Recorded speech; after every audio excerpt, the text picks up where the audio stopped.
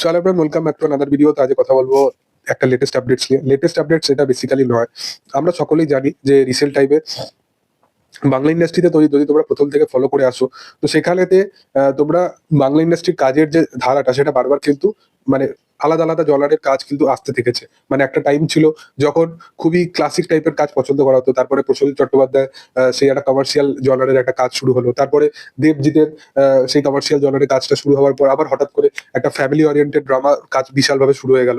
তারপরে আবার কোথাও গিয়ে সেই কমার্শিয়াল জনারে বাংলা ইন্ডাস্ট্রি ফিরছে। এটা শুধু বাংলা ইন্ডাস্ট্রি ক্ষেত্রেই নয়, প্রত্যেকটা জনারেতেই কিন্তু এই জিনিসটা হতে থাকে। আজকের দিনে সাউথ ইন্ডাস্ট্রিতে যে কমার্শিয়াল কাজকে তারা লিটারালি ট্রোলিং করতো, সেই কাজটাকে আজকে বিশালভাবে মানে অ্যাপ্রিসিয়েশন করা হয়। তো তোমরা সকলেই জানো যে এইরকম আরেকটা জনারের কিন্তু বিশেষতভাবে বাংলা ইন্ডাস্ট্রির মধ্যে এই জিনিসটা খুব দেখা যাচ্ছে এই সচরাচর এই কিছুদিন ধরে, বেশ কিছুদিন ধরে।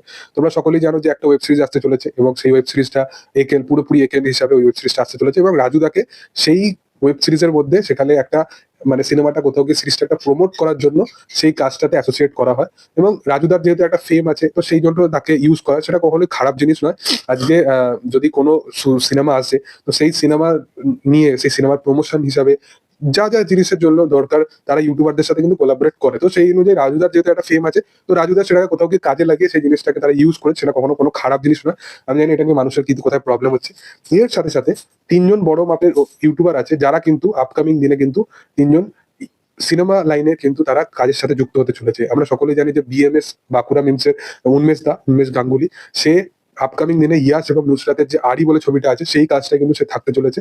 দেখার যে কিরকম পারফর্ম করে এবং মানে উন্মেষটা অলরেডি সে একজন খুব ভালো পারফর্মার। তার যদি তোমরা শর্ট ফিল্ম থেকে শুরু করে তার সেগুলো দেখো, সেগুলো কিন্তু খুব ভালো। এবার বড় পর্দায় ইয়াস এবং নুসরাত তাদের তাকে কিরকম ইউজ করে সেটি হচ্ছে দেখা। এর সাথে সাথে সিনেমা মিনময় এর আগে একটা কাজ করেছিল, সেখানে তাকে সাইড ক্যারেক্টার হিসেবে দেখেছিলাম। এরপরে সে আর একটা কাজ করতে চলেছে সিনেমা মিনময়, যেটাতে সে ইন্ডিভিজুয়াল মানে মেন লিড ক্যারেক্টার হিসেবে সে প্লে করবে। এর ধারা কি বা এটা মেন স্ট্রিম ধারা বা অন্য কোনো চরিত্রের ছবি কিনা সেটা জানি না, কিন্তু এই কাজটা সে করতে চলেছে। কাজটার নাম হতে চলেছে খাঁচা। রজতাভ দত্ত এই কাজটার সাথে আছে, দেখার যে কাজটা কিরকম হয়। এবং সেও কিন্তু সিনেমা লাইনে আসতে চলেছে। এর সাথে সাথে আরেকজন, সেটা হচ্ছে কিরণ দত্ত, যে অলরেডি কলকাতা চলন্তিকার মতো একটা কাজ সে করেছিল, সে কাজটা অতটা স্ট্যাবলিশ নয়, কিন্তু পাভেল খুব ভালো একজন পরিচালক। কিন্তু এখন যেটা শোনা যাচ্ছে সে কিন্তু আপকামিং দিনে কিন্তু মানে উইঙ্কেল টুইঙ্কেল বলে যে কাজটা আসতে চলেছে সৃজিত মুখার্জি, সেই কাজটায় সে তাকে অ্যাসিস্ট করবে, মানে অ্যাসিস্ট্যান্ট ডিরেক্টর হিসাবে সে সেই কাজটায় থাকতে চলেছে। দেখার সে এক্সপিরিয়েন্স বাড়াতে চাইছে প্রত্যেকজনই, এবং প্রত্যেকজনই কিন্তু ইউটিউবার মানে প্রত্যেকটা ইউটিউবার মধ্যে এই মেন জনারের যে তিনটে ইউটিউবার আছে তারা তাদের যে মেন ইন্টেনশনটা কি সেটা সবাই তারা এক্সপ্যান্ড করতে চাইছে, বড় লেভেলে নিয়ে যেতে চাইছে। কারণ তোমরা সকলেই জানো যে সিনেমা বা ইউটিউবেও কিন্তু সেই লেভেলে একটা অর্থ উপার্জন করা যায়। তারপরেও তাদের যে মেন যেটা তাদের মোটিভ সেই তার উপরে কাজ করছে, সেটা দেখে ভালো লাগছে। এটার সাথে সাথে যদি এটা নিয়ে ট্রোলিং করা তো কিছু বলার নেই, কারণ আমার মনে হয় যে প্রত্যেকটা জনারকেই বা প্রত্যেকটা ধারাকেই সুযোগ দেওয়া উচিত, বা প্রত্যেকটা প্ল্যাটফর্মের মানুষকে সুযোগ দেওয়া উচিত। কারণ তোমরা সকলেই জানো যে দেবজিৎ এই জিনিসটা বেশি দিন চলবে না।